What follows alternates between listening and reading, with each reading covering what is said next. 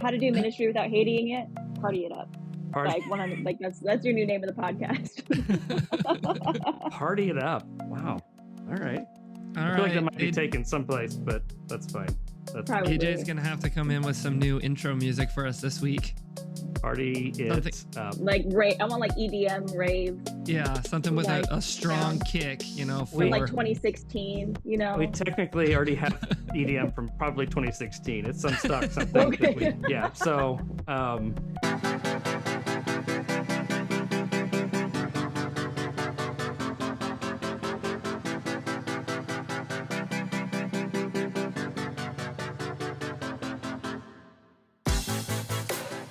welcome back to the Ministry Without Hating It podcast, a ministry of Odyssey Haven coaching and counseling dedicated to the pursuit of answering the question, is it possible to do ministry without hating it? We have a theory that it just might be. Brenton. Yes. How's it going? I'm living life, and like I've said, it's a grand adventure. It's a grand adventure. Always, yeah. This is the worst setup I have quite possibly ever done. Okay. But you've got some kind of big news in your grand adventure. Yeah. My wife and I have resigned from pastoring Illuminate Muncie Foursquare, and by the time you hear this, we will be in at Camp Hickory, managing that camp. Camp Hickory in Ingleside, Illinois. Yeah, I guess if we want to give the exact address, and then people will know where I'm living. That's I mean, it is a campground. It's not like you're a private residence or anything. Yeah, so I don't want to make all fan mail. This is we're keeping that in. We're keeping that in. Oh my gosh, this is hilarious. So Brenton, we've talked about maybe doing something down the road just as a kind of unpack, and especially as we navigate what this is going to look like moving forward. We're not going to be quitting, at least the podcast, no, or anything like that. But it may change how we do things a little bit. And we've said this before. We pre-record, obviously, and especially as we go into the summer, we will front load these recordings. But this was a process that had come up a couple times, and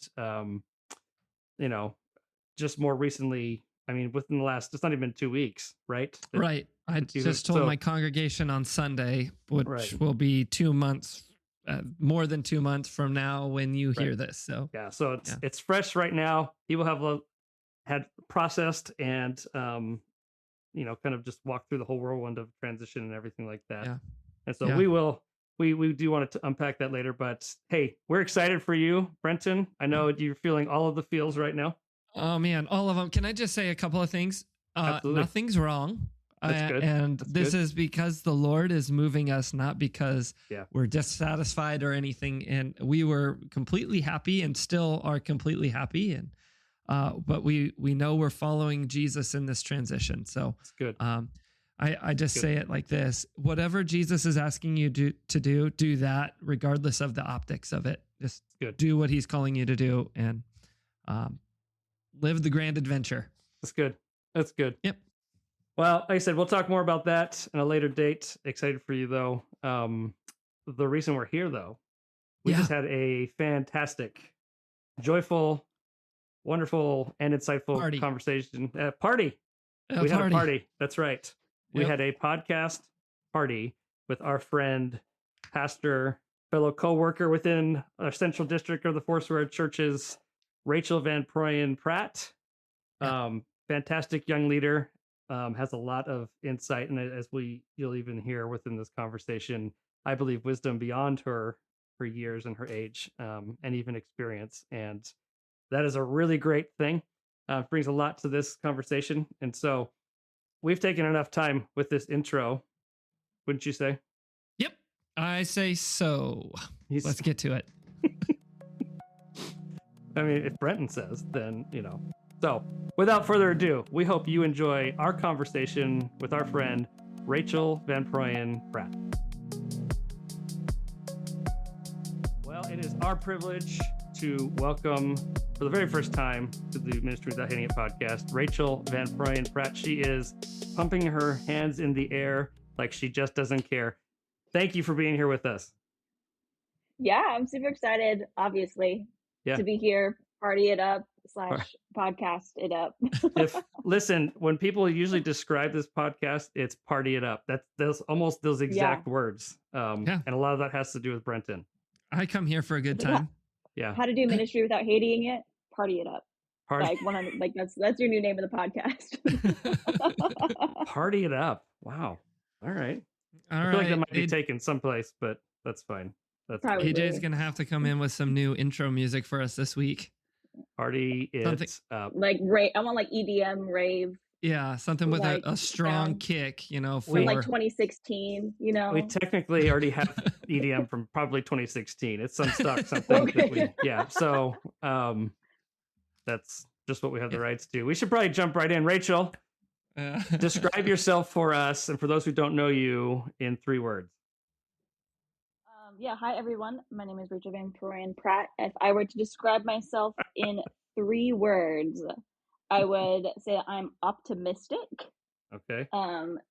Creative, and I'm gonna use the word communal, but I'm mostly saying that to say like I like relationships and I like people, and that's a big value of mine. That's more than 3 words, but the 3 core words. Well, maybe not communal. I don't know. Okay. That might be a weird word. I don't know. No, that's okay. You're probably the first person who's edited in real time one of their 3 words, and that's all right. So what's a better word than for you? I mean, you like people and community. We'll say relationship oriented. Okay. Relationship. It's 2 words, but there's a hyphen, so it's 1 word. Okay. Deal. Okay. So the other 2 words might be self-explanatory, but why are they unique to you? Optimistic, creative. Yeah. I think for me, optimistic has always been something that I know that I have walked into rooms, like just having like a perspective that is not overly positive, but like very joyful. And it's something that people have reflected back on me a lot. And it's like, oh, like I just am this. And this is something that like I think stands out in comparison to other people. And then I say creative because I love the beautiful things like in the world that the Lord has created, and I love leaning into that and creating those things. I lead worship, I play piano, I sing. I love like creating, like I love like cooking and baking. I've gotten into embroidery these days, which is my new form of like creating things, like an old grandma, but it's very fun.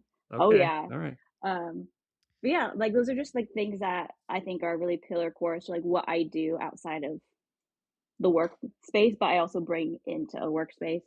And they just follow me wherever I go. And I love people. So that one too, relationship oriented / community. Yeah. Oh, I can see how those all would mesh together and form the uniqueness that is you. And I mean, you're already a bright spot in here. So thank you for bringing that to this space. Brenton, you've got some competition here. Competition. Yeah, I know. I had somebody. I'm coming for your job, Brenton. Come on, it's open.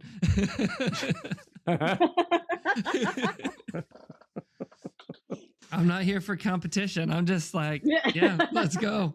Let's bring it. For a good time. Yep. Oh my gosh. Okay, I haven't asked this question in a while, but I'm curious your thoughts. You seem like the type that would be able to answer this in a real way. Is a hot dog a sandwich? So I actually do not think that a hot dog is a sandwich, because if you say to someone, do you want a sandwich, and you give them a hot dog, they're going to be thoroughly at least I would be thoroughly disappointed. And then within the hot dog genre, there are so many different hot dogs. Like you can have bratwurst, you can have a Polish dog. So like a hot dog is its own thing. And also the bread is not separated. That's, I think, the bigger thing. Like a sandwich. Mm-hmm. I mean, I think there's some like a Philly cheesesteak sandwich, I would still consider a sandwich. It's not a hot dog. Like also like the meat is separate pieces, whereas a hot dog, the meat is one piece. Mm-hmm. Mm-hmm. Yeah. Those are my thoughts. But I do not think that a hot dog is a sandwich. A hot dog is a hot dog. I think, I think what you led with was actually all you've definitely expanded for us, but you're like, if I asked for a sandwich and you gave me a hot dog, you'd be like, I asked for a sandwich. I think nobody's actually answered it that way. And I think that actually makes the most sense that I've even heard. Yeah, it's a hot dog. I mean, hot dogs are great. like the Costco hot dogs with like the sesame, like the old school ones. I don't know if they do this as much anymore. Like probably depends on the location, where it had like the sesame seeds on the outside. Those stuff. I agree. At least the West Coast, the West Coast Costco hot dog, that's where it was at. I would go there every Saturday with my family to just grab one of those. Actually, it has become our Sunday after. It's the cheap. I can feed my family for like $8. It's fantastic. It's the best. So good. I am a Costco girly through and through. Growing up, we had a Costco like essentially across the street from where I grew up for a period of time, and then it moved. But like those were like some of the best years of my life. I was also 5, so I went to Costco for fun. What do you do for fun? I love Costco. We don't have Costco. We don't have Costco here. We have Sam's Club, and they're pretty close. But I do that. It is kind of my wife makes fun of me. It's kind of my happy place. I don't know why. So everything's a deal. So everything's a deal. And it comes in big boxes. Literally everything is fantastic. All right. If your ministry had a theme song, what would that be? Yeah. If my ministry had a theme song, I'm already hearing like party rock. I literally was just thinking that. I was like, can I say the party rock anthem? Is that allowed? Yeah, man. Why wouldn't it be allowed? Yeah. I'm going to go with that one. We've had people swear on this before. Why wouldn't that be allowed? Party rock anthem. Party rock. Okay. What? Yeah. I don't even think I need to ask why. We're just going to move on. Yeah. I just like felt like we're here. I'm like hands up, raising the roof. No, we don't. Here for a good time. I think there's, I mean, if you want to get into it, it's like it goes back to the optimism thing, stepping into things with joy and embracing that as part of ministry. That God wants us to enjoy what we do. Everybody just and have Jesus a good is time. partying it up in heaven. So like, let's go. That's good. That's good. All right. What's as we've kind of pivot out of this, and then what is something you feel like God has been revealing or maybe teaching you lately? Oh, so I recently moved. So I live in Ashburn, Virginia now. I lived in San Antonio, Texas for the last 7 years, and then got married, moved out to Ashburn, Virginia to live with my husband, because people ask me, they're like, are you going to like move after you get married? I was like, yeah, I would like to live in the same place as my husband. That was a funny question. That's a good idea. I recommend that. Yeah, like, I recommend it. Yeah. In like the first year of marriage, I'm like, at least that. And so one thing that I've really got to re-encounter, because we don't get this in San Antonio, is seasons, actually. And so there's just been some really beautiful things that the Lord has really revealed to me about seasons of my life, like in the past, like how things change, and the beauty that's in each and every one of those. Like, I feel like I've already gone through summer, fall, winter, and then we're just hitting the beginning of spring. And each one is just like filled with like some really beautiful differences. So leading into that, the other thing the Lord has been teaching me, and this is slightly comical / actually real, is through my husband's cat, which Maggie is my husband's cat, because the cat is currently dealing with tummy problems and pooping all over the place. Yeah, and that is cat. Not her litter box. Yeah, so that's his cat. But the Lord has been actually, not to get super deep, the Lord has been showing me a lot about like sin, and just like the stuff in my own life of, because it's so easy for me to get so frustrated with this cat, because she doesn't want to be doing it. She there's something very wrong in her stomach, poor thing. But I'll get so frustrated of like she's pooping all over the place, or there's like little like droplets all over, and I'm like, what is going on? And I'm like frustrated, and I was like cleaning it up. It was like the biggest tension in our marriage for like the first couple months, was this cat pooping all over the place and me losing my mind. But I was like cleaning things up, and I'm just angry and frustrated, and the Lord was just like, this is what it like is like for like sin to be in your life. Like, you're broken and you don't know like how to fix it. You're just this little creature, and you're pooping all over the place, and it's infecting everything in this place that it is. And I'm like, oh man, like that sucks. And so now the Lord has grown a lot of compassion in my life for this cat, and so now she's kind of my cat. She likes me a little bit more. Sometimes she chooses me instead of him. But yeah, those are the things the Lord's been teaching me: seasons and dealing with sin, cleaning it up through my cat who poops everywhere. That's good. I really, really like that. And I relate to you on the seasons thing, because I grew up in Las Vegas, so it was the desert. It was either Oh hot yeah. or it was cold, and it wasn't cold like the Midwest is now where I'm at. Hmm. But when we moved back to the Midwest, I remember we'd go back to visit, and I would tell people, I was like, they have these things out here. They're called seasons, and there's this one. It's called fall. You guys should see it. It's incredible. Yeah. Like Yeah. like Yeah. like Fall there's and colors spring. I feel like there's everywhere. places in the country that like they just get skipped over. Like in Yep. San Antonio, we had like a very brief spring, but not really a fall. Yep. And then in Washington, we had seasons in Washington, but they're different than they are like out here. I think Sure. it's been really special to experience and see. Yeah, well, especially as you're looking at, all the beauty and things, it's like a whole new layer and Totally. level. Yeah, that's Like I good. take like the same walk like every day, like outside of our apartment, and like these like rows of trees have been like different in every season. They've been barren, they've been fruitful, they've been Yeah, green. Like it's just so cool. It's like man, like I walk by this every day, and they're always changing and always yeah, moving. Like you think about like I know like the verse it talks about like God is moving us from glory to ever increasing glory. There is nothing in our life that actually stays the same, no matter how much we want to hold on to it. man, look at all this wisdom in this I this know. younger person. Like, Yeah. let's just turn off our mics and listen to her for the rest of the Keep time here. going. Bring it. Fantastic. That's good. Oh man. So, what do you consider? I know this is there's different contexts for everybody when it comes to ministry and that type of thing. Yeah. But what do you consider currently to be your ministry or the ministry that you're a part of? Mm.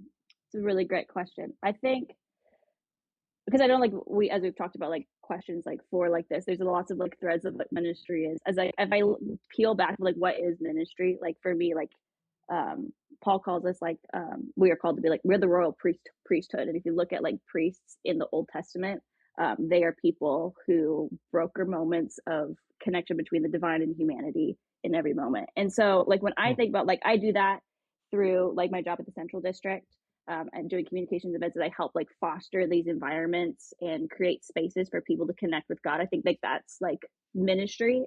Um, but the spaces where I think, where am I ministering like right now in my life? I think I've kind of leaned into like more of these spaces that are like outside of the church. That I'm new to the area, and so there's something that's like I want to get to know the community that I'm a part of. Um, but as I like get to know people and talk with people that aren't necessarily like in church or aren't following Jesus, like those moments that I get to let the Lord let there be a divine moment where they open up, like those are the moments that I see like as like big ministry opportunities, like for me in this season of my life, which is different than like what I would have answered for you like at any other point in time of Oh, my okay, life. okay, Like I probably like if you were to ask me this like when I was in San Antonio, I was like, oh yeah, like I am ministering like with the youth and like the worship crew like at my church, like that is where I am ministering. sure, And even like within like my role at the Central District, like I think that remains a thread because it's like my 9 to 5 job as I describe it. And that will never like go away. Or if I was like when I was serving like at my parents' church as I was growing up, like in youth ministry with worship, camp ministry, like those things would have been, but the Lord has really opened up like my heart for like the lost in the season, which I think is just dictated in part with like my husband working like outside of the church. And like that's a big part of like his job is interacting with like his coworkers on a day-to-day basis, and him coming back and sharing about like their lives and their stories and be like, man, like our world is like there's so many people who like just need like the Lord and just Mm-hmm. need people to be like these brokers of divine moments in their spaces because they may not ever like step into like a church. And that doesn't mean like I have such a heart for the local church where I'm starting to like serve on the worship team at our local church and having conversations of what it might look like to be more involved there. But when I think about like right now, what my ministry is like taking advantage of the moments that God gives me in the spaces outside of the church hmm, to minister to yeah, people who might not ever come. yeah. Well, I loved how you unpacked all that because there is the vocational side, and we'll get to that in just a bit as well. But that really ministry is is not defined within even a specific role. It is Yeah. even how like you said, how wherever God shifts you and in the context that you have, it's the awareness of that as I go, I am taking that with me. Yeah. No, totally. It becomes, I think, in the last probably like 4 years or so, I think there's been like a shift in me and how I see like ministry is not like these super like church service oriented moments, which are included in those moments. But it's like, Yeah. Lord, like Holy Spirit, like what are you asking me to do in every single moment? Like, and am I aware of those? My one of my best friends who lives up in Washington, she is like so gifted in this. Is like she will turn like going to the grocery store into like a moment and like an encounter like with people. Like, and I've like seen it, and it's just so natural to her. Wow. And that's something like she was on the mission field in Africa for quite some time, so it's something that she just like fostered in her life. I was like, man, like I want to foster this like in my life and leaving like any moment, any relationship open to like what the Spirit like might be up to, and how can I partner with what the Spirit is already doing. Yeah, that's good. What an adventure. Yeah, really. Right? Yeah, really. Well, and so I mean, you've mentioned this a couple times. I'd love to hear just kind of maybe a bit, and you don't have to like the whole thing. You are a younger leader, but you know, how have you found yourself where you're at now? I mean, this can be life, but also as we're talking about ministry, how have you found yourself to where you currently find yourself now? Oh man, I sometimes I look back at my like life story and I laugh a little bit. And I was like, the Lord really like had like it's just like so fun. It feels funny to me, even though I'm gonna tell a story and you're gonna be like, that's not funny. But it's like it's always to me it's always so humorous how the Lord like unfolds things. So Try us. I grew up a Try us, pastor. Yeah, I grew up a pastor's kid. My parents pastor Foursquare Church in Sequim, Washington. They moved to take over the church as a church restart when I was a year old. My So both my parents are licensed ministers. Both my my grandpa and my grandma on my dad's side are licensed ministers. So they were ordained with Assemblies of God for a long time, and then they eventually switched over to Foursquare. Anyways, that was a whole other thing. And then my great grandfather actually was also a pastor. So I've just had like this rich like heritage. Generational, And I never like expected like to I think my parents raised us to hear the voice of the Spirit and do whatever like the Lord asked us to. So like that was always I think a natural part. What I thought that was going to lead me in life was going to like humanitarian nonprofit work. My parents took us on a lot of missions trips when we were growing up, and that was like that. I feel like that could be in a podcast of itself of like diving into like how that formed my life. Wow. But really, like I had the opportunity to go to the island of Hispaniola 14 times before I was 25 years old. So then that's the country of the Dominican Republic and Haiti. And so I was actually like in Haiti about 2 months after the 2010 earthquake as a middle schooler.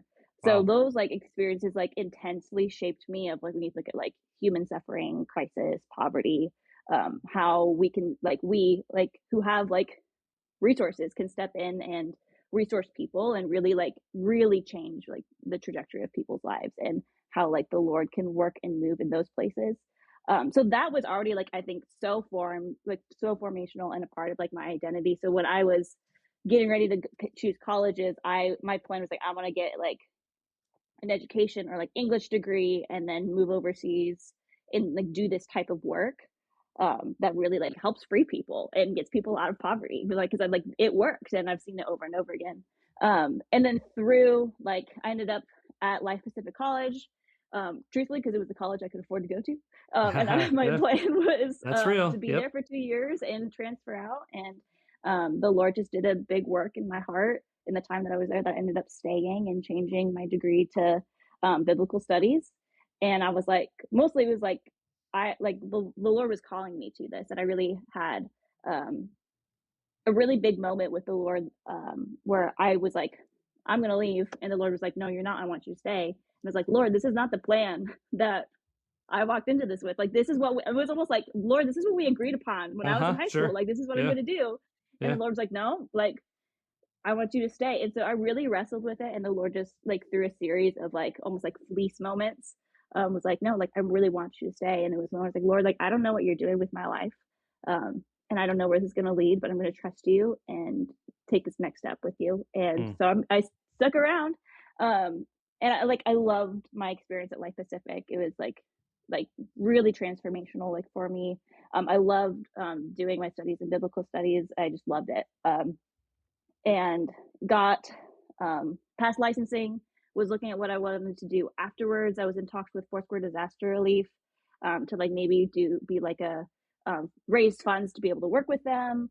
Wasn't sure how that was going to work out. And then again, another like Jesus moment where I was probably planning on moving back to Washington or trying to be in Southern California because I was really liking In-N-Out and the sunshine, Oh which my we gosh. don't have in Washington State. Don't get us started. We know all about that. Don't get us started. That is, I like had this moment where I was looking at the sun. miss. I was like, I don't know that I can go back. Like, right. It's like our cross to bear when we have to leave where In-N-Out is. Yeah. I don't want to say suffering for Jesus, but it's close. It might be adjacent. Yeah. I went to Dallas like a month ago, and I literally Ubered from the airport to In-N-Out. Yep. I had my order. Like, it wasn't even like an official like meal time. I was like, no, like I just need to make sure I get Rachel, when we had meetings down there and we were roommates, remember we had those meetings down in Dallas last fall or winter. Every night, Brent and I, because there was one literally less than 5 minutes away from the hotel. When we went. Next time you gotta invite me, I will be there. Okay. Like, I think I also had In-N-Out like multiple times on that trip as well. Yeah. Oh yeah. I took photos with every leader I could while I was there, just because we're like, we need another opportunity to go take a photo in front of In-N-Out, so I can have another double-double. We gotta go. You've never had In-N-Out. You should come with us. Like, oh my god. We are In-N-Out evangelists. Yes. Me too. Yeah. That's so good. So God was calling me out, being licensed pastor, and the church that I was attending at the time in San Dimas with Scott and Lena Martz. Lena had like texted me and she goes, hey, like we have some friends from San Antonio that are out here. They're looking for a youth pastor and like a front desk person. They want to hire, like they were specifically, we want to hire a life student. And I sent her a list of names of people that I think might be interested in moving to Texas. I was like, not like, it was like, I'm not doing it. And then again, like the Holy Spirit was just like, you need to go talk to those people. And I was like, that's a great thing. I'm going to go to lunch because I'm hungry. And so I go to lunch and I'm sitting with my friends. And honestly, like lunch wasn't even that good that day. So I think that like helped make the decision where I was like, you guys, like, I just really feel like I'm supposed to go talk like to these pastors. And so I'm going to go do that. Was Ryan Coffey and his executive or associate pastor at the time. They were literally walking off campus. Like they were leaving. And so I'm like running like super fast to like catch up with them. My friend like ended up like stopping them because like she knew one of them. And then I like stepped in and I was like, hi, my name is Rachel VanProyen and I'm a student here and just wanted to introduce myself. And they shared a little bit about their church in San Antonio. I shared a little bit about myself. And I was like, hey, like this actually sounds like a church that maybe like I would attend. And then Ryan texted me a couple hours later. It's like, hey, we were really encouraged by our conversation. We'd love to have a conversation of what it looks like to have you like on staff. And I was like, what? Like, it was like not in my bingo card. And after like visiting and at the end of the summer after I graduated, I moved out to San Antonio with 2 suitcases and my guitar, which I barely played, but I brought it. And I bought a car with my uncle in Dallas. My uncle pastors a church in Fort Worth area.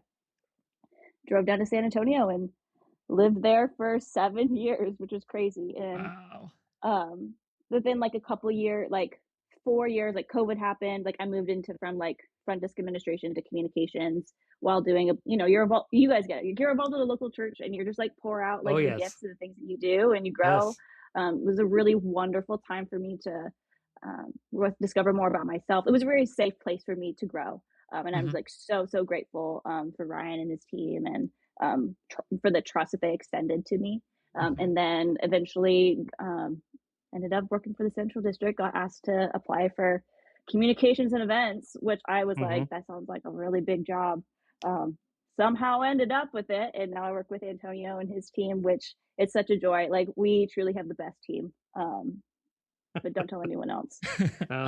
But also don't shut it from the podcast. He says the same thing. We had him on and he raved about your team. We're big about team. So and then here I am. Now I live in Ashburn, Virginia after getting married, and still working for the Central District, which is such a gift that I still get to work with the pastors and leaders. I think growing up in like a rural context and like my parents being like ministers in that area, like in that context, I have a big heart for our Central District pastors. For so many of them do like serve in rural contexts, and I just love working with pastors and leaders and doing events and communications, and that's how I got here. And now I'm talking with you. on the music without hating it. And here we are. You finally hit your low point. So good. I was gonna say now it's gonna blow up right here. Yeah, it's this is where it all it's really interesting. So just listening to your story, especially as you're talking about, kind of honestly being on the move, but going back to what you said, even at the very beginning about how you see ministry as the kind of that as you go, which that's what Jesus said, obviously. But that, no wonder you have that perspective, anyways. Just hearing your story, because each step has been okay, I didn't see this coming, and I think we've said this even before. We could probably all say all of our seasons and stops have been a series of surprises, right? We just did not see that coming.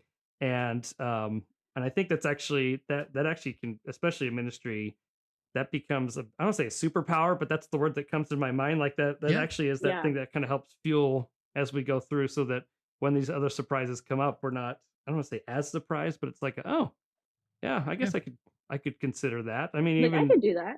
Yeah, so even like you said, living in San Antonio. I mean, were you doing the youth ministry at the same time as the Central, or was that kind of a clean break into the next?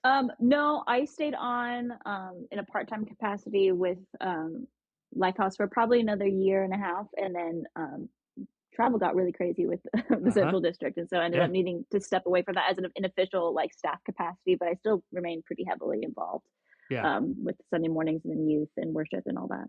Okay. So even that, at some point, you're essentially doing two ministries, which can be its own fun thing to navigate in some ways. I've had some seasons like that, and actually working for Foursquare District and while serving part-time at a local church. I know that is not an easy thing to do. We talk about the travel and things like that.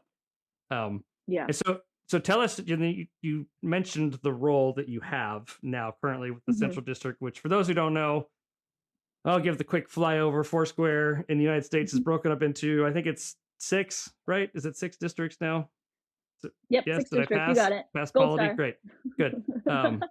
It changes a lot, so there is some grace for that. That's fine. And so Central District has 40 states in it, I think. I know that's not 17. True. You're close. 17. Yeah. Adjacent, as they say. And so Rachel serves on the team that serves the churches within those states, and your role, you said it again, but talk to us. What is your role? What does that look like? Yeah. So essentially my role is helping the district plan and execute all events and communications, which means that I run our social medias. I send out all of our emails. So if you've heard from the Central District, you've heard of me. And then when it comes to events, it really is all of our Foursquare leader conferences, in-person trainings or virtual training. So we've done Tuesday tune-ups or different things like that, making sure people on my team have what they need. And also leaning a little bit now, I think into strategy and helping all right, where are the best locations? What's the best format? What can we adjust? What can we make better? I think we made a lot of progress with that in the last, I've been in this role for 3.5 years now, which is crazy to me. I feel like now I know the job. 3 years in, I was yeah, I know how this goes. It takes so long to get into whatever it is you're doing before you feel like you're making any type of stride in anything. Totally. The first year was fully figuring out how do I do this? Especially it was my first job that, not really, because the work that I did with Foursquare Disaster Relief was all remote, but a work like this, all completely remote, which is a whole nother work style and absolutely whatnot. But I also really enjoy and I'm really grateful for. But learning that along with how do we plan an event when I can't be there for all the time. But I've loved working, I work a lot with local churches as we plan FLCs and regional connects, which again, they're the heroes of this. I'm just the one who makes sure everyone knows what they need to know to make it happen. So yeah, it's a pretty cool thing. It's a lot of attention to detail. I tell people coordination is a different skill than administration. If I have to be super in the weeds for stuff, that's what kills me. I don't know if you guys know red, green, or red, yellow. green, blue energies or like work styles. If I have to be in the blue, I'm like dying. But I want to be like in like the green, yellow. Like I want to show up and have fun, and I want to build relationships. But I can like make sure that you as a person have everything that you need and build those systems, make sure that we have the resources that people need. And then I lean on Diana, our district administrator. She's incredible when it comes to like all like the fine Mm-hmm. tune, like little nitty gritty stuff because that's where she thrives. So. Yeah. I think of like, so when I started working for the district, this is some time ago, but I was coming out of the local Yeah. church ministry, and I had a season where I was just doing just the district Mm-hmm. before I started doing some bivocational stuff again. But it was I remember we had to change some kind of calendaring thing with camps specifically, and um, there was a moment where it was like this is different period, because now I'm working with not just with church but with leaders of churches and how that affects Mm-hmm. them and everything. And I remember just like the phone calls that I was fielding, and actually the shift wasn't even my fault. It was something that just a missed whatever before I got into the role, but I had to be the one to kind of walk through everything. Um, Yeah. and I remember another guy on the district team at the time said, "Well, welcome to the NFL." And I was kind of like, "Oh, okay, that's what it means. It's just a different level." Has there been maybe a moment for you, like it's kind of like a welcome to district leadership as you stepped into it, where you're like, yeah, this hits different Mm. than before? I think I walked into the role like with like knowing like a significant weight, having grown up like within Foursquare. It's like there's like almost like a tension of like I know like the district from like my like growing up as pastor's kid is like, oh my gosh, like that's like the place you want to be. I think there was a lot of like disillusionment for me of like one, like the weight of this is significant still. Like Yeah, I yeah. like truthfully like my first FLC, like I was terrified. I had no idea how it was gonna go. I had no like how I felt going into like it would have been Kenosha, Wisconsin. We're like praying. I'm literally like on my knees. I'm like, Lord, the only way this is gonna be good. Like I don't know if anything that I did is actually gonna work. I Yeah. don't know if people are gonna like it. Like I don't like I was like, I just need your Holy Spirit like to show up because if you don't do that, like I don't know if like whatever I built, like the pastors like probably won't enjoy it as much. It's like that was what I was. It's like I felt like the weight of it, Mm, um, and there's a point of like, oh, this isn't like actually intimidating as I thought it was going Yeah. to be, and as we like steward the roles that we have, the that the Spirit has called us to and put us in. I just have to be faithful like to that. mhm. And I've also learned that everyone thinks that they will do their job better than me. But Yeah. that's been super formational for me and for how I talk about or like look at other people. I was like, of course, I think I could do their job better than them, but I'm not in their job. So Yeah, which yeah. has been a really good lesson for me to work. Like, I'm sure there are people like, even people who like me that are like, I could probably do that better. It's like, you might, or you might not. Mhm, And so mhm. I don't know that, like, I think there's like that weight. I've always recognized the weight. And then there's things that the Lord has taught me in the middle of it that I was like, it's not that it's not as like pedestally maybe is like not the Sure. word or like it's not the elevation that I thought that it really is like a function within the body of Christ. And if like Mhm. that was a good thing for me to learn is like I'm not trying to climb a ladder. I'm not trying to get to a like the highest place. I'm like I'm in like this arm for this reason, for this purpose in this season. And whenever the Lord is done with me here, like I'm gonna like I'm like take me out. Like Lord, I don't want to be anywhere Yeah, any longer than you want me to. yeah. Right. Because if you're not in it, I don't want to be in it if you don't want me to be in it, Lord. Yeah. Yeah, that's good. So yeah. That's good. I think it's really interesting when you said that, because I honestly had a disillusionment when I came into it. I definitely did see it as like, oh, now you're in that role, because I do remember Yeah. even growing up within Foursquare, and even seeing others that ran camps that you saw every year. They weren't from my church, even from my state, but it was like, oh, that's them, and like, okay, I'm walking into that.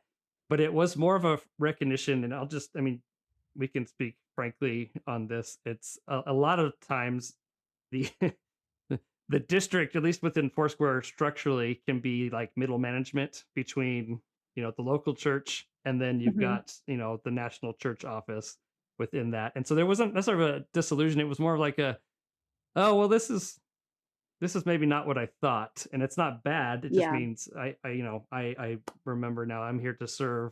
The ministry is different. It's serving the leaders within that.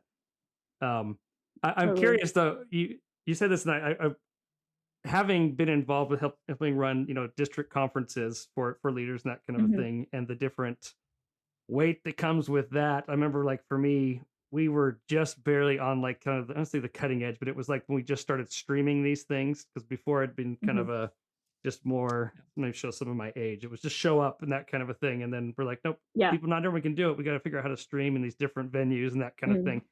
And like, just the stress that I carried, like, if the stream doesn't work, what is going to happen? Yeah. That kind of a thing. I'm curious for you, because now you're like over all of it, and you have Yeah. other people that do the details. Like, what is going through your mind as you go into it? Mm. Like, even on the first day, like, Yeah. where are you at? That's a great question. I think in the Foursquare has an events lead. Her name is Brittany Nakamura, and she is incredible when it comes to events. And I have learned so much from her, like, in just like shadowing her when it comes to like connection type stuff. She like has like a cool as a cucumber composure through all of her events. And I've knowing myself and working with camps and stuff, like that is not my typical composure. And so I've been really like, all right, what do I need to do to be able to be like that at events, like in the sense of like, so that I can be like cool as a cucumber, like authentically, like not appear cool as a cucumber. I think in the last year I've kind of adopted like a saying, especially like with my job in general. It's like, no one is dying, Yep. and no Yep. one's going to hell, That's good. because we're already pastors. Yeah. And so like the stakes of That's my good. job are actually very low. Like really, I feel like within like we were talking about before, like being out like in the marketplace or like in the places that I go or being at a local church, I'm like, I feel like your stakes are higher because like we're here to like win souls like for Christ. Like that's what we got to do. That's what the Lord has like called us for. Versus Yeah. like in my role, like I am resourcing like pastors and leaders. So that has like helped me, is like really like, unless like there actually is a medical emergency, which we have systems for and whatnot. Like that, unless someone is actually dying, but like for the most part, that hasn't happened yet. I'm not like an EMT. Like I'm not like, that's not the framework of my That's job. true. Yeah. My Yeah. job is events, and like so Good. like if something goes wrong, like and I laugh because like there's already been some things that happened at some events that I just laugh at. Like we had one event, and the projector fell over in the middle of worship, and everything was fine. People worship, we move on. Some people probably saw, and you just like you can't. We strive for excellence and we strive to do the best things. And at the end of the day, like we are all people and things are not going to be perfect.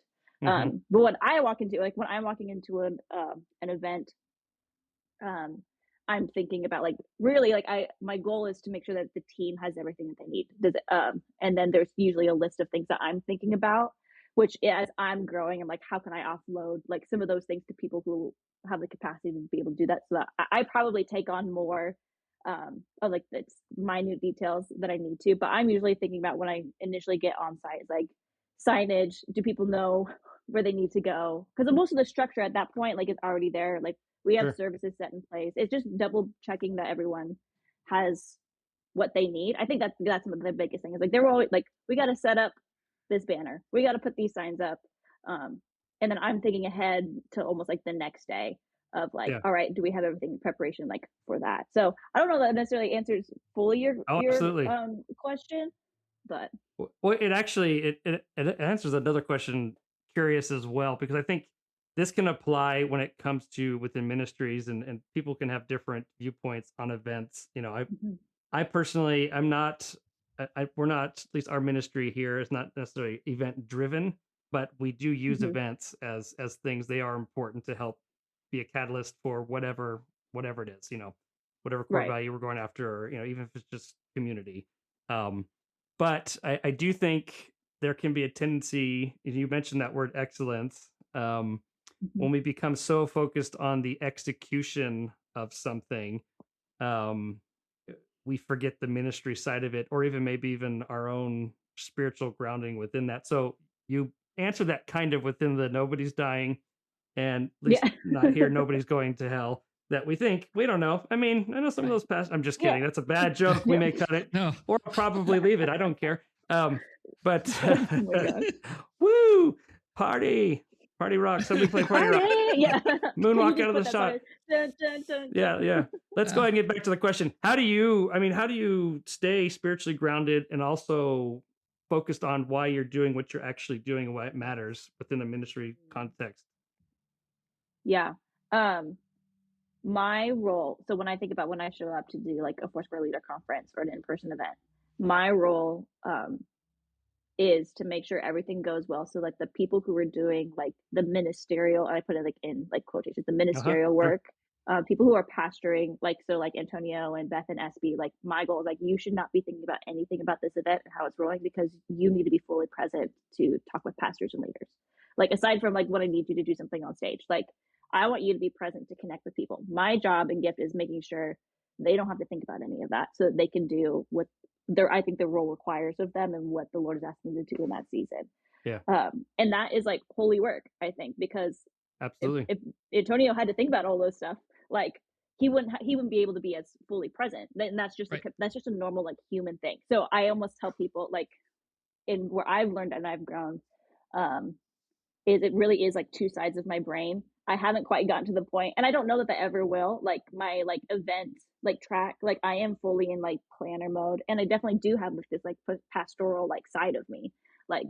But it's really hard for me to go to like switch that of like um being very like detail oriented, thinking about what's coming next, the logistics, um, versus then switching over if I had to like go from that to like facilitating a Holy Spirit moment in prayer. I really need like some like lead time to like switch my brain over. Sure. Not that Yeah. like my like not even that like my spirit isn't like already there because I try to keep like usually like if you see me like at FLC, I'm usually standing in the back during worship, like watching and like I may not be like hands raised like really like embodied in it, but like my spirit's connected and I want to be like attentive to what the spirit is doing Yeah. in the room, but with the mind of like what are the logistics that need to happen versus my spirit's connected to the room and I'm thinking about spirit, how can I like what are you asking me to say versus like what are you asking me like to fix and adjust so that things move correctly. Yeah.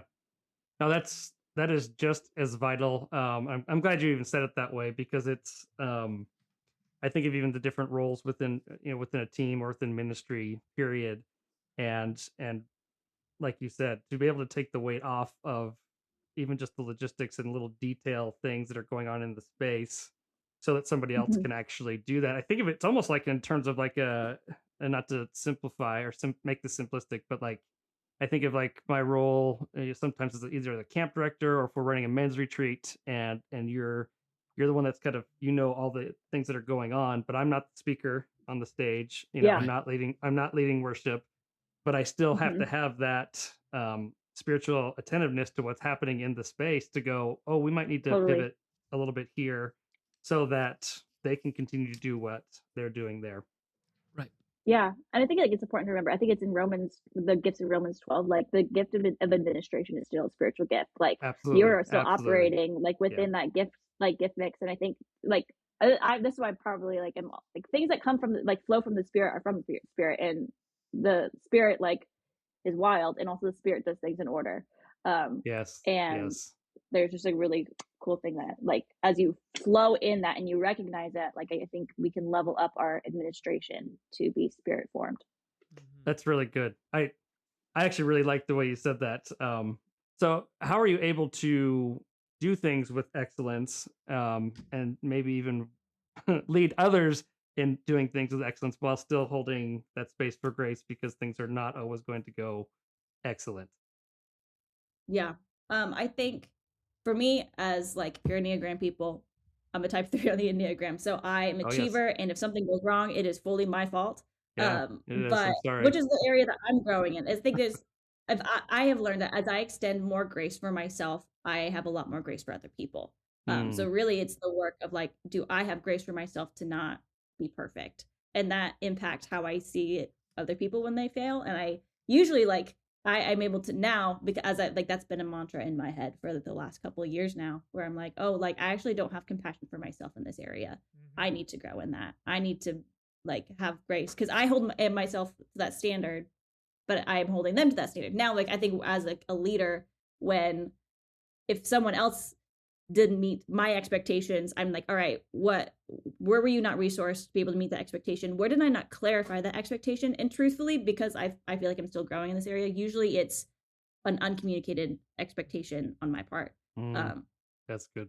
Most times. And that's just from like my own experience. Like, or like, hey, like I remember like we had at FLC, I was like, hey, where are the offering baskets? And someone was like, you never told us that you needed offering baskets. And I was like, well, that is fully on me. Can you help me? Like, I think I see like for especially for how I run events, it really is a partnership with the local church. And so like I have all like the download information like from the district. Like how do I communicate that to this team to make sure that they can cover the roles and responsibilities that we've asked them to?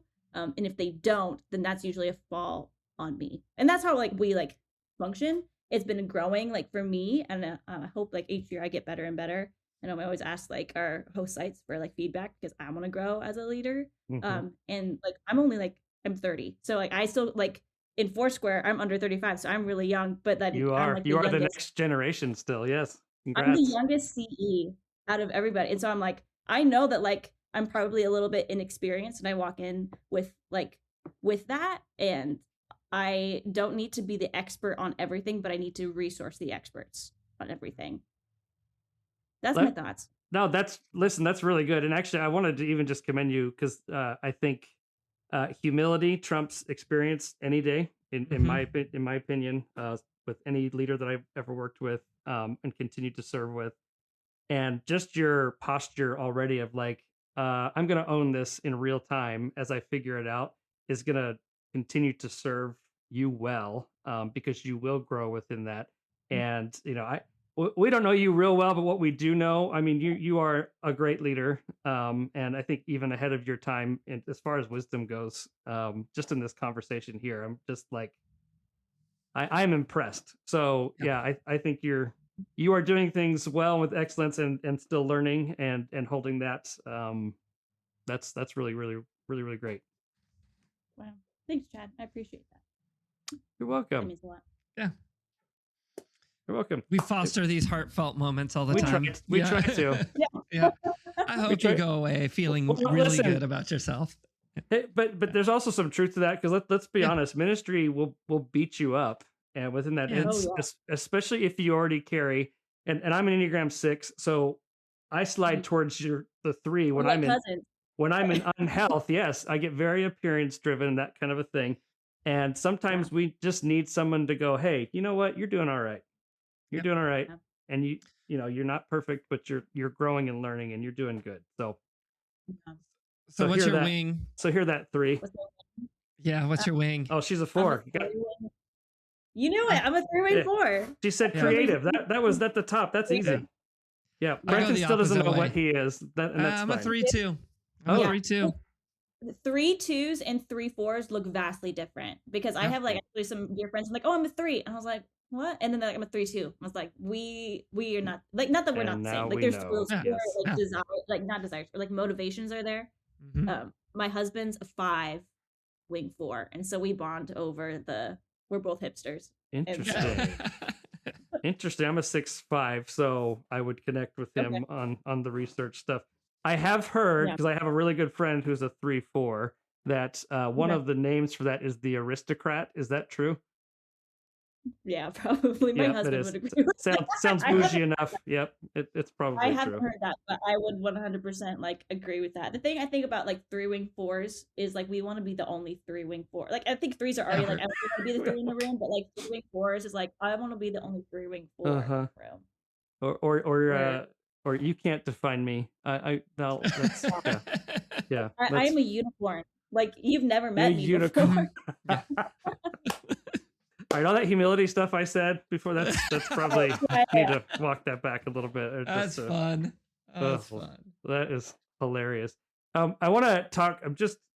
I think this is something that gets overlooked in a lot of ministry contexts a little bit about the importance of communications, and you're living in that world, and especially today, it is so much more and bigger than. You just social media alone and the engagement that and the different avenues and channels that you can go through.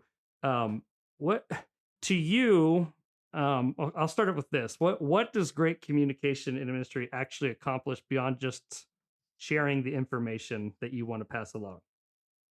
Yeah. I think excellent communications within a church ultimately is truth telling.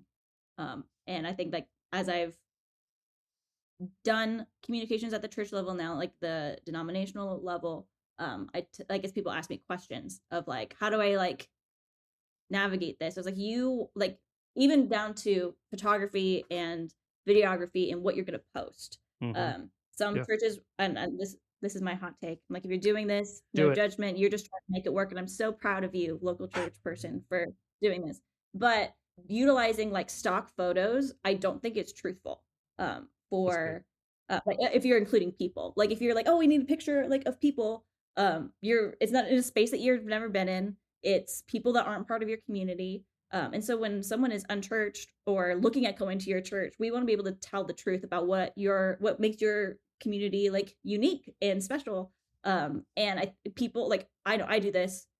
I look to people's or to churches like or institutions social media as like who are they like, and you want your social media and communications to tell the truth about who you are. Now I think as you look at like emails, you're telling the truth to your congregation, which is super important. Please tell the truth to your congregation. And it's also like invitational as well. But I think if you looked at social media of like, how can I tell the truth about our church and community, I think it would actually shift a lot of how churches are doing things. So the goal isn't to get people to come to your event. I mean, people will, like, that's part of like, it's a section, like it's part of your communication strategy, but being like, you want to communicate in a way that's being honest and telling the truth and integrous. Not that I don't think people necessarily think of communications that way, but I think people look at social media, Facebook, your website. That's kind of like your first interaction with them before the greeter. And so your greeter is being honest. It's like, hi, welcome to church. We're so glad you're here. Like, I hope they're being honest. But there's multiple steps before that person gets to your front door and meet that greeter that like loves and cares about each person who walks through the door. That's my I love that, because actually when you said tell the truth, that can easily go a different direction and can be used to justify some bad behavior. Let's just put it that way. But the way that you presented that though as the authenticity, and I've heard this has been a long time ago, that like the church website is now the front door. And most times people have been, I know, because we actually, when I ask people how'd you find us, you know, we've checked you online, or we've been watching you for the last few weeks. I think like the average I've heard, it's like 4 to 6 weeks, but people will try you out online before they actually step foot into totally. The space that you are worshiping together in. And so I think that's huge. Authenticity. Now I want to go update. We don't have any stock photos, but they are older.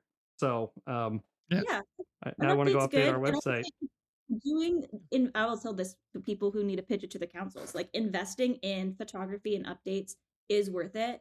And you see it as outreach, because those are the people that are like really going to see it. The people who's attending your church are like, wow, I'm on the church website. That's not who you're doing it for. Like, who you're doing it for is like the people who are looking for a church or want to get answers to questions about Jesus. How are you going to be able to get connected with them? I had another thought, but it disappeared.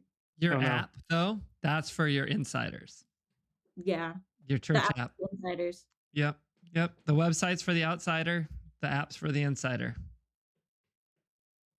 Interesting take. Yeah. What maybe this will help. Go ahead. My thing, like, and this is the thing that I, even in my role with communications with the district, struggle with, is I want my social media presence to be value giving, not informational. Which is also really so difficult to do, especially like when really like in doing events and communication sometimes can feel like an impossible job, because I really want people to come to my event, and it's really easy for me to like post so many posts about, hey, make sure you join us for FLC, hey, join us for FLC, hey, join us for FLC, which at the local church level that might be different. And it's still important. Like, people still use that. I use that for awareness. I think a lot of people who are following us at Central District, you probably see it as a reminder because you probably already know that it's coming. And hopefully you're reading your emails. But if you're not reading your emails, you should be reading your emails. I read them. or I scan them. What? Yeah, of course. So, what are some things that people need to keep in mind when it comes to communications that are really important, especially in this day and age? 2 thoughts. Your communications breakdowns will reveal your dysfunction on your team. Okay, now it's getting real. Uh, Go.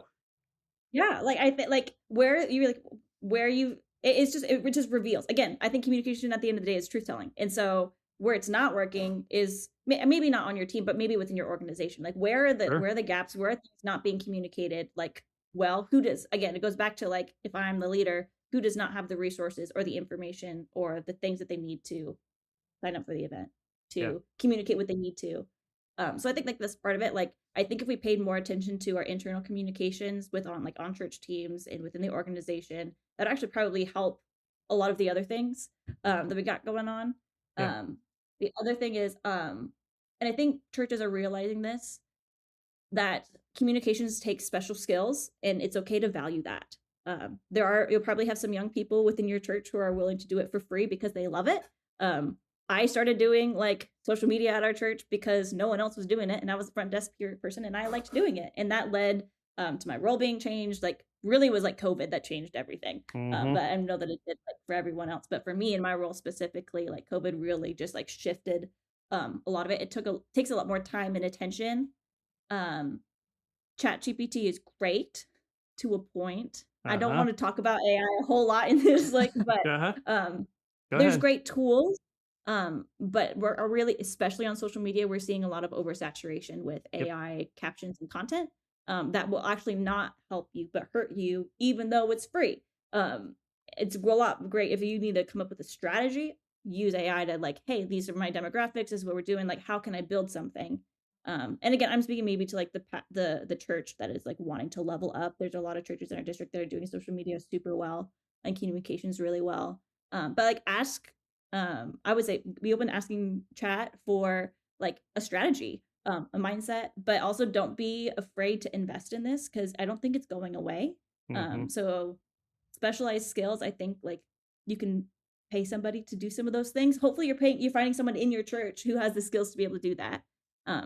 But there's a lot of resources out there that even as a district, we're trying to figure out like how can we get these resources into people's hands? Because I can imagine for a senior pastor who really doesn't know a whole lot about like that space, but they know that they need to be there. It's so overwhelming. And because it really does take a lot of time and work. Like starting an Instagram page is about 10 to 15 hours of work if you actually want to be consistent and like grow like your algorithm or grow your the community and all that. So those are some of the general thoughts that I have off the top of my head. I'm sure like I know like we want to resource churches more in this area because it's just not going away, and it's a new way to look at outreach evangelism that I think potentially could be really great. I totally agree, and it's I have a love-hate relationship, especially with the social side of things. Some of that is I don't like what it does to me, and so I'm less engaged in it. But it is yeah, but it is helpful. It can be a great tool for connecting and engaging to an extent. You had mentioned some of the things that like utilizing the oversaturation with AI and that kind of thing can actually be detrimental. What does that look like for you? How have you seen that where it's actually not actually helping, it's actually hurting? Yeah. I'm gonna go back in church history. Okay. In church history, the church has been at the forefront of art and beauty. And in the communication space, like you have the Sistine Chapel, like all of these like beautiful like pieces of artwork that communicated what the church was about, the stories of that we see in the Bible, like communicated like that's how they did communications. Communications wasn't social media. Communications was I'm gonna paint this stunning, like I'm gonna commission this artist to create this stunning like art piece of Hagar meeting God in the wilderness, and people just get to sit with that, and that's how the story is communicated. I say that to say when we abdicate some of those like creation pieces to AI instead of leaning into the work to do it and communicate the gospel message ourselves, it will just not be as effective because one, the Holy Spirit doesn't live inside of AI. The Holy Spirit lives inside of you and it lives inside of people. And so we need to create things, and sometimes that might take more time. I think that's the tension, like with like, I think social media especially, because it's so easy to be like, oh, like AI can make me this like graphic now, which is crazy. Like AI can make me this like option. AI, but like you have the spirit of God inside you, which is a creative spirit. Like we are called to be co-creators with God, and don't abdicate that to technology. Like use technology to help your creativity 100%, but don't abdicate the things that the spirit has put inside of you. And so when we like connect that with like social media and communications, there's this like people are on their phones and on social media up to like 7 to 8 hours a day, which is insane.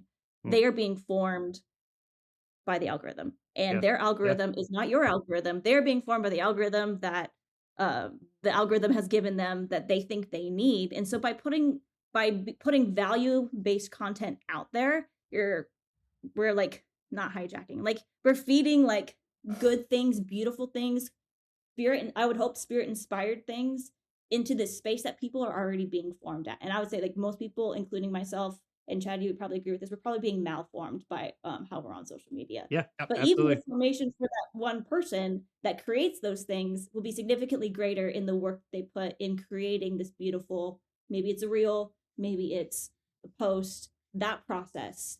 As we talk about, like we could get in like discipleship, that process of them creating something beautiful connected with the spirit of God will form them a lot more than scrolling on Instagram for an hour. Yeah, I 100% agree. I think it's great. I'm also one of those guys who still composes all of their emails. I don't use that for, I'm just, some of it I also like to write. So some of it is that, and communication is a very big deal to me. But I go back to something you said earlier. I can also tell when somebody has sent me an email that, their AI, whichever that they're using, has composed for them, because it doesn't feel authentic. It doesn't feel like they're actually saying something to me. They just hit a button and like, yep, that looks good. And I'm like, you don't even talk to me like that in real life. Like, I know you don't have that vocabulary. Like, stop, And so, that's. I'm right on the same page with you. We had a guy that was praying during service, and I was like, he is praying like Chat GPT talks. Like it's like, oh, please give us the example. I need to. The compare and contrast. It's not this, but it's this. That oh my God. that like, and it was, and he was praying. It's this. Yeah, exactly. And did he have a conclusion at the end? This is my honest opinion that to give you that in his prayer. Is that what he landed that? No. I mean, it was that like, it's not this, but it's this, and then like the list of things, and you're like, I feel, but it was authentic. That's how he was. I mean, he didn't have it in front of him. He was just praying. That's good. Rachel, this has been so, not just some, it's been fun. So let's party in the house tonight. Right. Thank you for all this. You're just super insightful. As we land the plane here, we like to go out on kind of like an encouraging or hopeful note. So what is something that you're seeing, or what just excites you about the future of ministry and or church? Yeah. I think what's exciting to me as I look at like the church of the future is, and maybe my hope, maybe like not exciting, maybe here's like my hope is as I look at the dynamics within like our culture and our world, we just need, I hope that we are leaders that are super, super tethered to the Holy Spirit, and really understand the spiritual dynamics that we walk into on an everyday basis. I think there are a lot of people that are unchurched, maybe like don't really have a huge God awareness, but now have a huge spiritual awareness. And we have the keys and we have the answers of like, how do you navigate a spiritual world? Like that is literally like what the Lord gave us in like his word is like, how do you navigate like the spiritual dynamics that we exist in? And the spirit, I just really think that as we, as the world gets more topsy-turvy and crazier, we're just going to we need to be leaders that are so tethered to the Holy Spirit. I firmly believe that. I think we need that now more than ever.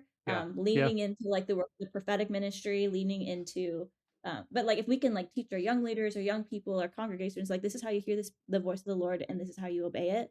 Like, and that's like the basics, but I think that will be more important than ever as we move forward. But also makes me really excited because the Spirit is imaginative, the Spirit is creative, the Spirit is organized, the Spirit is all of these wonderful things. The Spirit is totally prepared for like the church of the future, and the world of the future. Good. And so there's like no, like I walk into that like me and the Holy Spirit, you tell me where like the next step is, and that's exciting. Like we talked about like the adventure and the surprises that we go on. Like the Spirit Spirit knows where the river is flowing. We just got to step in the river and swim. Yep, that's so good. That's good. I love that.